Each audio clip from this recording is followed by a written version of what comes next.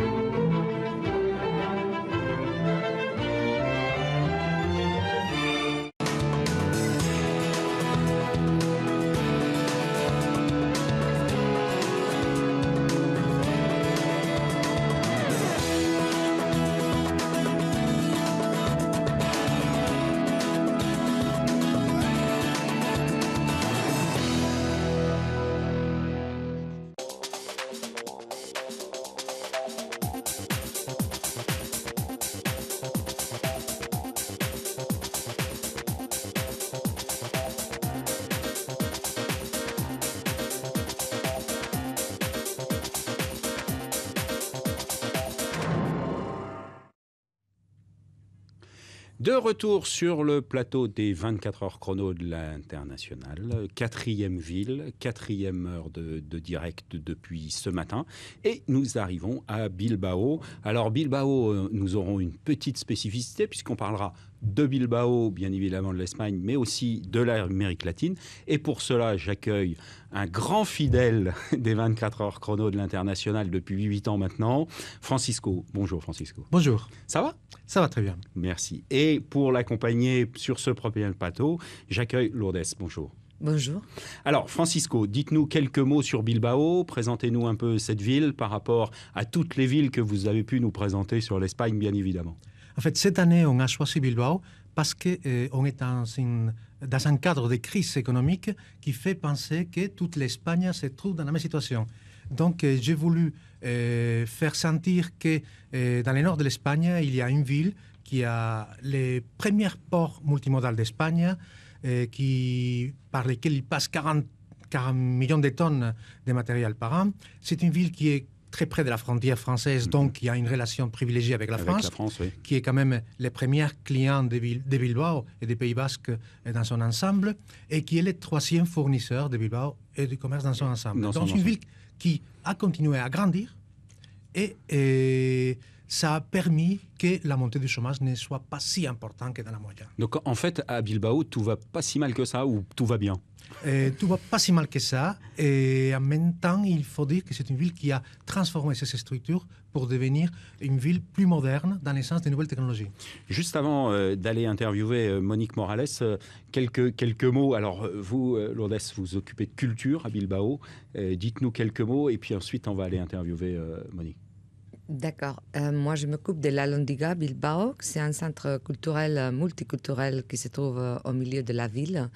Et c'est une partie de la transformation dont Francisco il parlait, sur cette espèce de développement sur les services et la culture en particulier de la ville de Bilbao, qui a passé d'être un centre industriel, qui continue avec une industrie très forte, mais qui est développée maintenant sur la culture. La culture. Et juste un mot, parce qu'on est souvent des chefs d'entreprise, et c'est combien de mètres carrés? Parce que c'est juste énorme. Donc. L'Alhóndiga Bilbao, oui. Ça fait 45 000 carrés. Oui, donc c'est très important. Pour l'habitat de la culture. Très bien.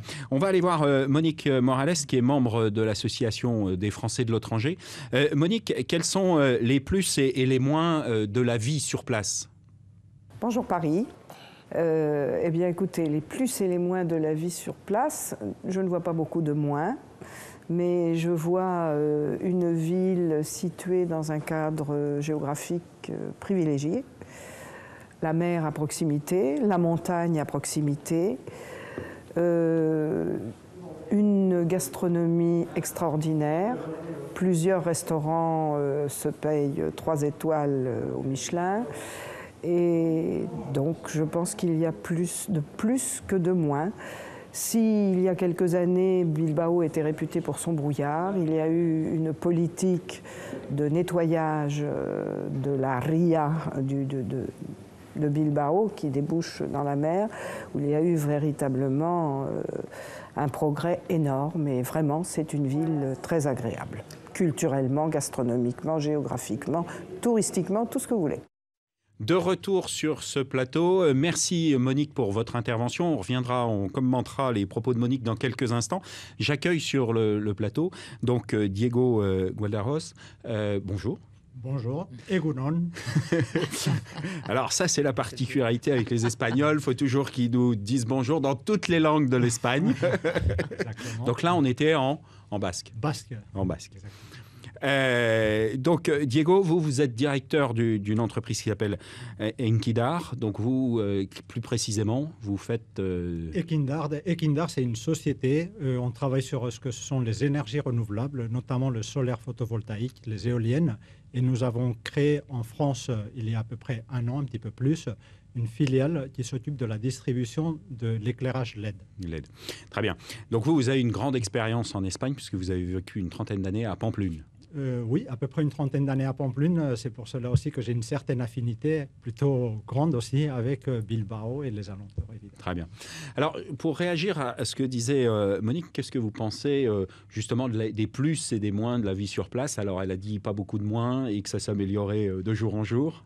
Je suis ravie d'écouter une personne comme Monique qui se rend compte, je crois qu'elle a été justement, j'avais pas oublié, il faut pas oublier la gastronomie au Pays Basque, qui est très très bonne, bien sûr. Mais c'est vrai que surtout, je crois que le plus important, c'est comment une ville a été capable, dans 10 ans, de transformer au niveau urbanistique tout son réseau et au niveau aussi de l'intérieur, c'est-à-dire des citadines, et comment est-ce qu'on peut voir cette espèce de regard sur la culture et sur un avenir différent. Et je crois que le fait qu'une personne comme elle puisse les définir avec cette clarité, mots, ouais. Comme ça, ça a été très bien. Je n'ai rien à dire, en fait. Tout va bien.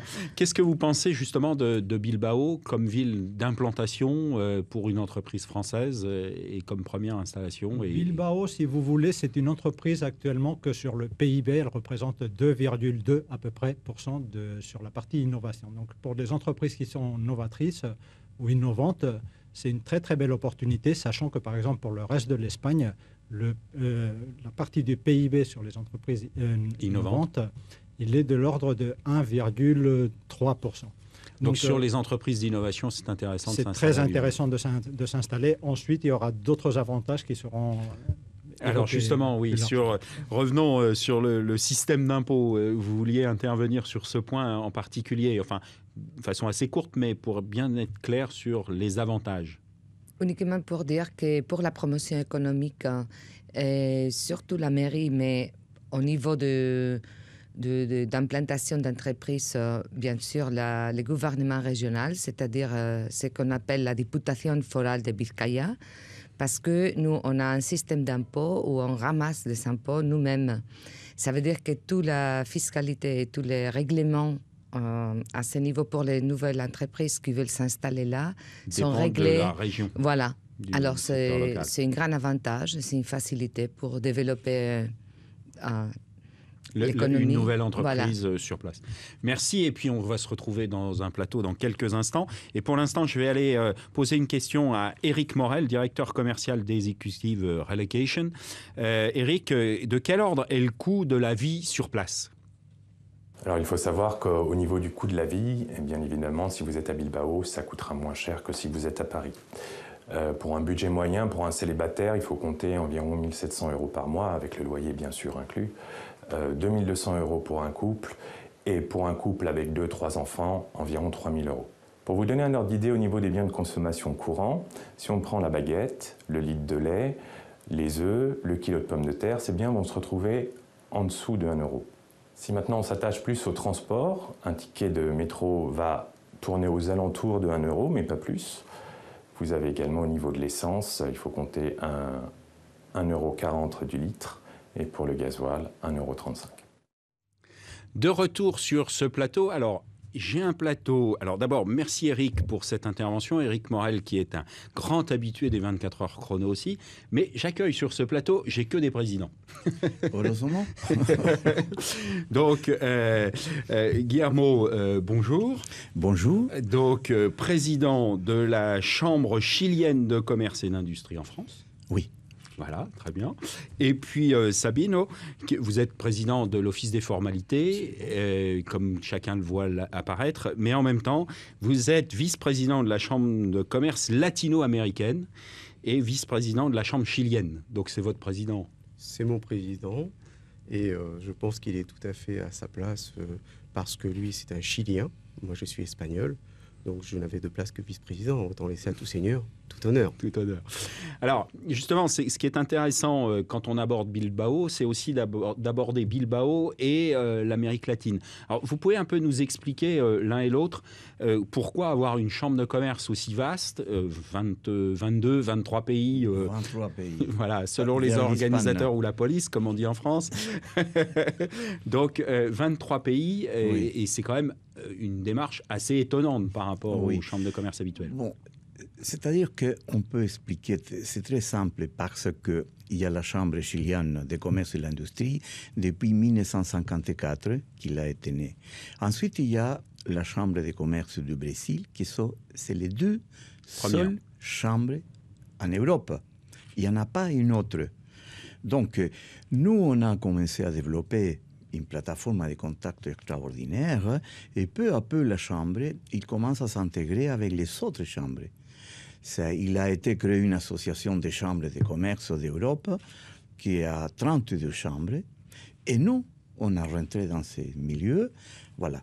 Et ensuite, on a vu qu'il y avait une chambre de commerce latino-américaine qui était créée en 1929 et que nous n'avons pas l'a fait. Donc l'intérêt de cette chambre, justement, c'est Sabino, c'est justement de rassembler un nombre de pays importants et peut-être pour le chef d'entreprise français d'avoir une simplification pour attaquer l'Amérique latine, c'est ça? Absolument.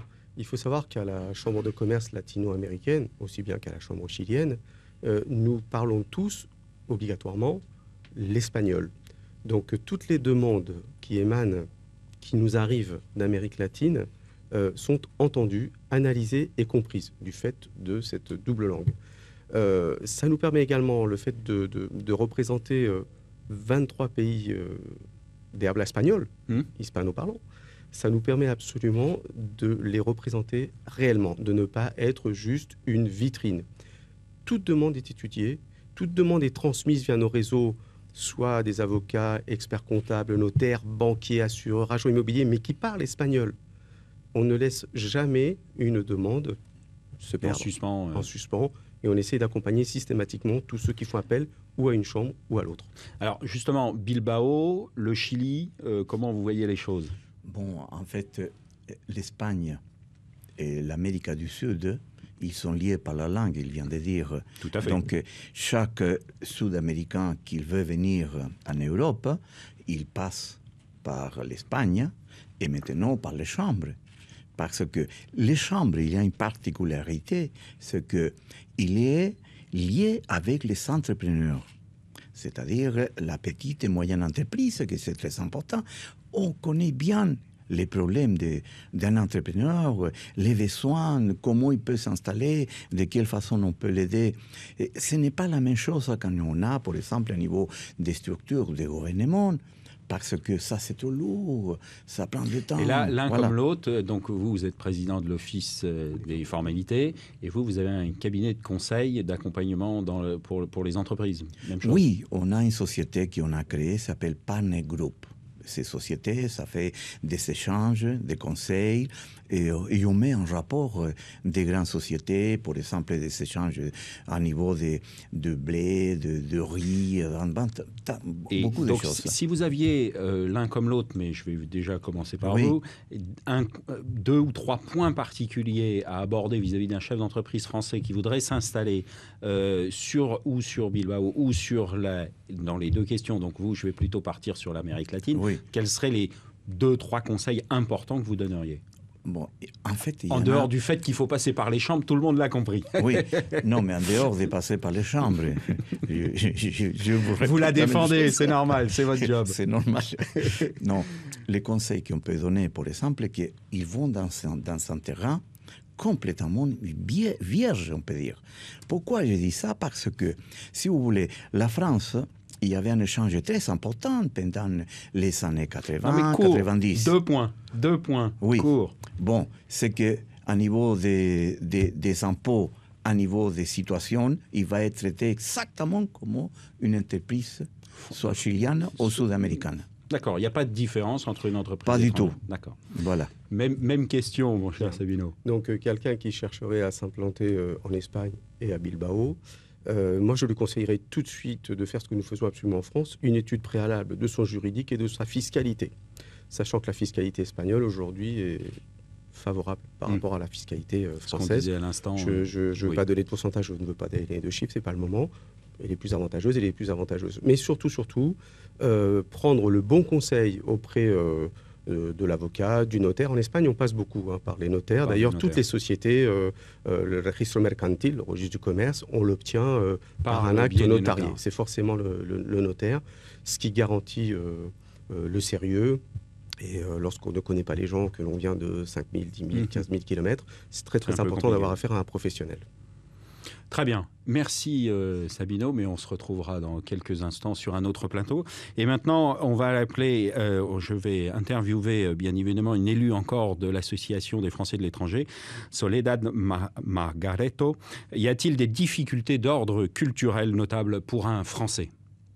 Bilbao est une ville extrêmement attrayante au niveau de la culture, bien entendu. Alors la seule question qui peut se poser, c'est la question linguistique, ou plutôt dans les alentours, dans les petites villes de l'intérieur, où le basque a pris une importance considérable et on peut être désorienté, même par les panneaux indicateurs, par exemple des rues ou des routes, etc. Mais pour le reste, il n'y a aucun problème culturel, enfin de difficulté d'adaptation culturelle. De retour sur ce plateau, et Francisco nous a rejoint. Un point particulier à ajouter par rapport au précédent plateau, mon cher Francisco? En fait, il faut dire tout simplement, je ne vais pas non plus ajouter beaucoup, qu'il y a certaines villes qui, par leur situation géographique et par la politique de la ville, permet que l'investissement se passe de la meilleure manière. Et Bilbao en fait partie. Très bien. Rebondissons un peu sur la partie, justement, importance, on a parlé de la communauté de langue, bien évidemment, mais justement l'importance de la langue et des différences culturelles, justement, Francisco. Bien, moi je suis espagnol qui est venu en France, donc la première difficulté que j'ai eue, c'était de parler de façon adéquate le français. Je me souviens qu'on m'avait dit, si tu parles anglais, tu vas te débrouiller, il n'y aura pas de problème. Mais j'ai trouvé que la façon de parler l'anglais des deux cultures n'était pas la même, et donc la compréhension n'était pas toujours évidente. Donc j'ai commencé à apprendre le français, et je me suis rendu compte qu'en apprenant la langue, vous apprenez aussi une partie de leur culture, de ses coutumes, de sa façon d'être. Donc la langue, c'est un véhicule de communication, et seulement pour vous dire, le fait qu'il y ait plusieurs pays qui parlent la même langue, il y a la francophonie, 15 pays, 225 millions de personnes, mais il y a aussi le monde hispano-américain ou latino-américain, où il y a à peu près 600 millions de personnes qui parlent espagnol dans 23 pays, 24 pays. Cet élément, il est tellement fort, mais en même temps, avec des cultures différentes. Avec des difficultés. Et avec des difficultés qui n'empêchent qu'il y aura toujours une approche interculturelle nécessaire, même s'il y a la langue. Mais quand même. Oui, c'est pas parce qu'on peut s'exprimer, pour autant la compréhension peut quand même être complexe de fait par l'interculturel. Il y a toujours des faux amis, il y a des expressions qui sont un peu tabues dans une langue ou dans une autre, Mais en tout cas, la communication au niveau, ce qu'on appelle aujourd'hui, entre guillemets, business, c'est-à-dire le monde des affaires, elle est beaucoup plus harmonisée, donc beaucoup plus simple à gérer. Et tout simplement, c'est les coutumes et la façon de donner des ordres ou des consignes qui va changer même dans la même langue. En notion justement, par rapport au Chili, peut-être un éclairage, la notion de management entre l'Espagne et le Chili, il y a des choses un peu différentes? Pas tout à fait. C'est-à-dire, on peut voir aujourd'hui, par exemple, à Santiago de Chili ou le Chili même, il y a énormément d'entreprises espagnoles. Et la banque, il est présent au Chili. Pourquoi? Parce que comme c'est la langue qui permet cette ces échanges approche, naturels. Échanges naturels. Donc voilà. Et ce qui fait que, comme je disais tout à l'heure, il y a beaucoup de Sud-Américains qui passent par l'Espagne. Maintenant, nous, on veut offrir à la France et au reste du pays la moyenne entreprise, la petite entreprise qu'il y a chez nous. D'intégrer le Chili. Exactement. Voilà. Pourquoi? Parce qu'il y a plein de possibilités. On parle beaucoup, par exemple, la Chine, etc. L'Amérique latine en général. L'Amérique latine est largement au niveau. Et il y a 600 millions d'habitants et la consommation à niveau général, ça va jusqu'à presque 80% de la population. Alors qu'en Chine, c'est moins 20%. Et Voilà. avec cette notion justement de proximité culturelle, même si elle est quand même européenne. En fait, par exemple, imaginons qu'une entreprise s'installe dans le Pays Basque, à Bilbao. Il faut tenir compte qu'il y a aussi, en plus de l'espagnol, une langue qui est une langue vernacule, locale, qui s'appelle l'euskera. Et cette langue, elle est parlée par 30 à 35% de la population. Mais, comme je disais avant, de plus en plus, les entreprises elles sont multiculturelles et des horizons différentes. Donc, dans le monde des affaires, le basque, il est parlé à peu près à 1%, 1,5%. Vous voyez que c'est vrai pour la vie de tous les jours. C'est important de relever. Dans le business, mais dans le business, c'est le business. C'est le business. Très bien. Une petite page de pub et nous nous retrouverons dans quelques instants.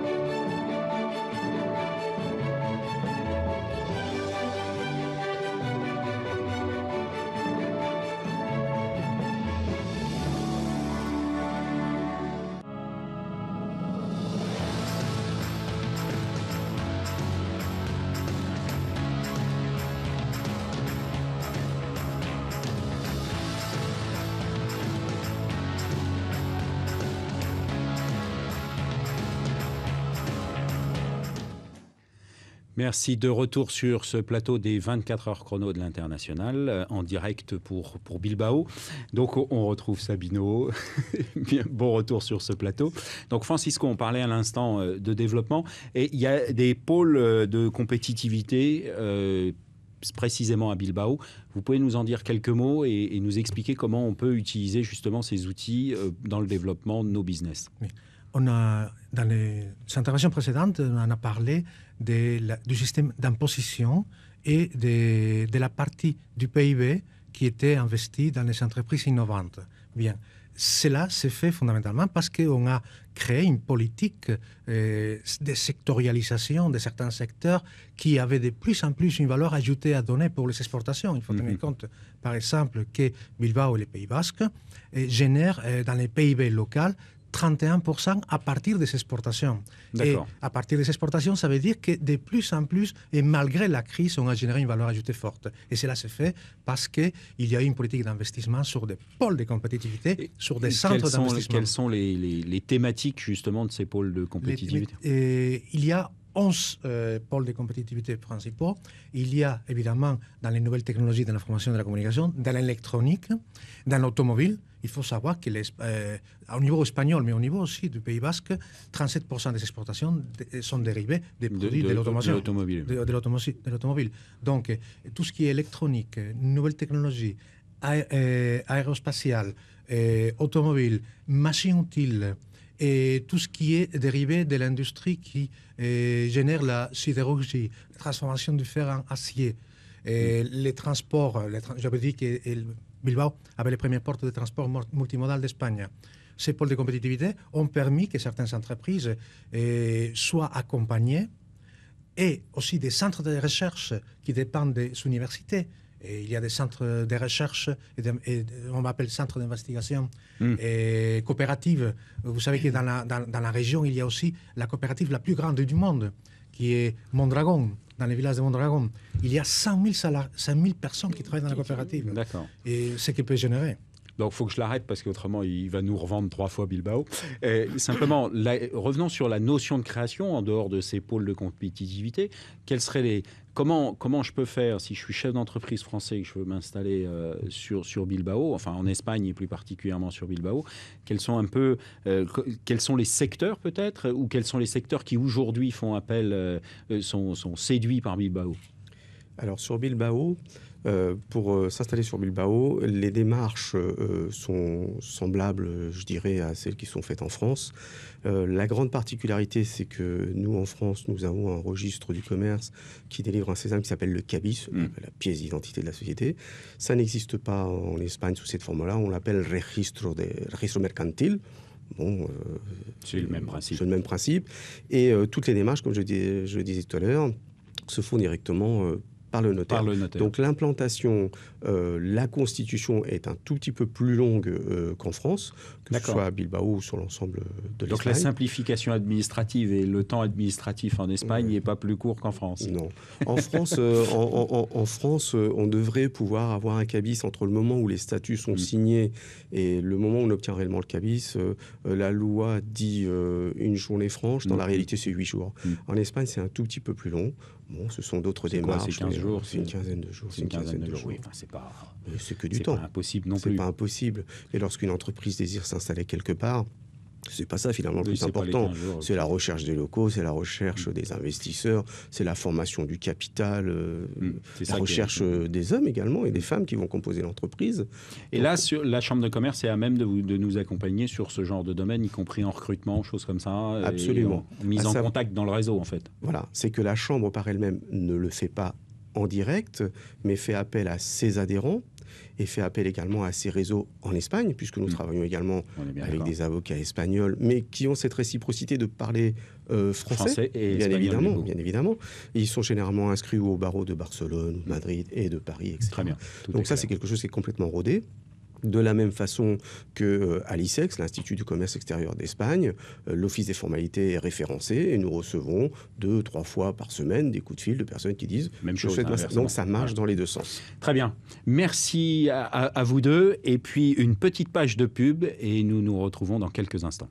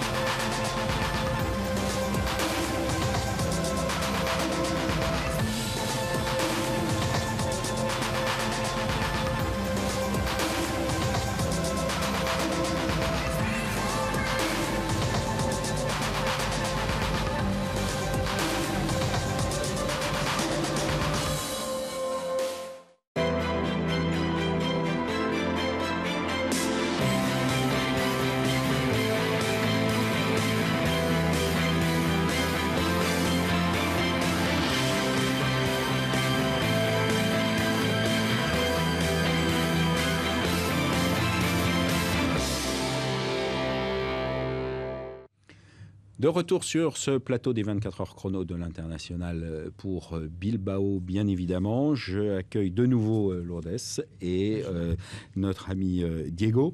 Donc, Lourdes, vous vous occupez plus de culture à Bilbao. Alors, on disait tout à l'heure, c'est important de comprendre la culture. Alors, présentez-nous justement Bilbao et la culture à Bilbao et le tourisme. Bon, je crois que ça a été très bien présenté ici, mais en tout cas, c'est vrai que c'est une culture dont la culture basque est très importante. Nous, on a une identité qui est particulière, forte et qui donne une autre personnalité à la ville. Mais à part ça, qui a été déjà nommé avec la langue et tout, je crois que c'est très important la transformation dont on avait parlé aussi, parce que c'est une transformation de l'industrie à la culture qui a été assez naturelle. C'est-à-dire, on ne pensait pas, à part le métro et l'installation du Guggenheim, qui est un grand musée d'art contemporain que tout le monde connaisse, que ça soit une transformation aussi de la vie quotidienne de la ville. Et c'est pour ça qu'après le Guggenheim, ça a été la Londinga et ça a été pas uniquement infrastructure. Je crois que c'est un écosystème culturel très important. En fait, cette année, le Forum d'Avignon, qui se célèbre à la ville d'Avignon normalement, va venir à Bilbao au mois de mars. Et on va parler de ça. C'est la ville comme écosystème culturel. Parce que c'est tous les réseaux de citadines et tous les réseaux des agents, des gens qui travaillent sur l'industrie créative, sur le cinéma, la publicité, à l'industrie du livre, tout, qui se sont mis en place dans la ville et donc qui ont transformé. Donc c'est vraiment un marchepied pour l'Espagne dans la notion culturelle, tout ce qui touche au cinéma, à la culture, au livre. Et on est vraiment à Bilbao à la porte d'entrée. On essaye d'y être, c'est-à-dire il y a Madrid et Barcelone aussi qui sont très importants bien pour évidemment. ça. Il fallait que je vous provoque un peu, ma chère amie. Je ne vais pas dire avec toutes ces personnalités qui sont ici. Non, parce qu'autrement, dans une demi-heure, on nous appelle pour nous dire vous avez oublié Madrid et Barcelone. Voilà. Ok, très bien. Merci beaucoup, Lourdes. Alors justement, dans cette logique, on parle beaucoup de culture et on ne peut pas parler de culture sans parler d'interculturel. Quelle est votre vision, vous, Diego, quelle est la notion qui vous apparaît forte? Parce que vous êtes implanté en France, à Bilbao et en Amérique latine.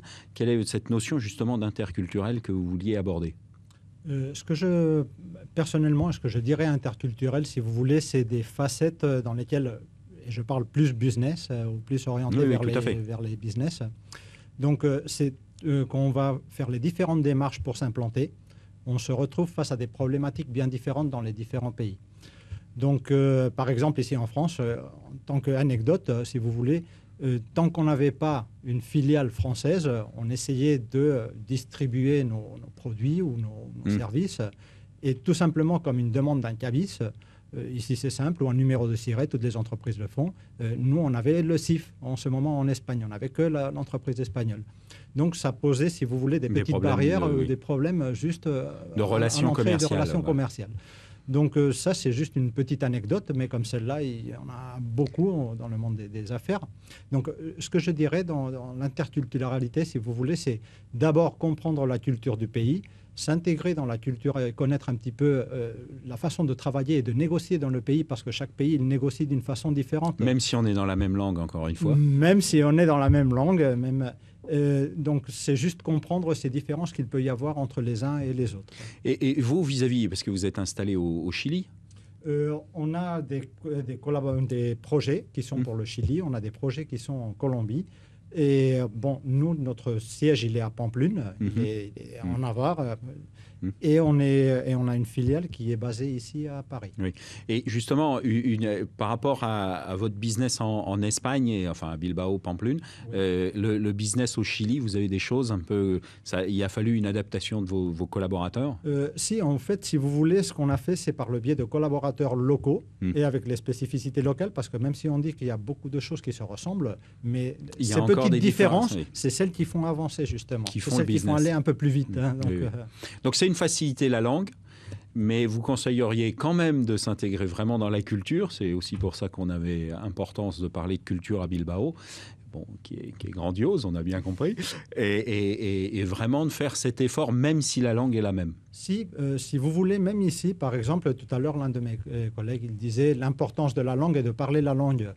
Si vous voyez, on s'exprime en français, c'est beaucoup plus facile. Donc, vis-à-vis de la communication, ça s'est passé comme ça. Au début, c'était l'espagnol, c'était beaucoup de mots et même d'anecdotes pour dire des mots. C'était des mots qui sont dits complètement à l'envers et que les gens ne comprennent pas. Mais bon, on se dit, comme c'est un étranger, bon, on va faire un petit effort. Mais c'est beaucoup plus simple. Dès que vous maîtrisez un petit peu la langue, c'est beaucoup plus simple. Lourdes, en tant que représentante de cette belle ville qu'est Bilbao, un petit mot de conclusion pour essayer de mettre en avant votre ville?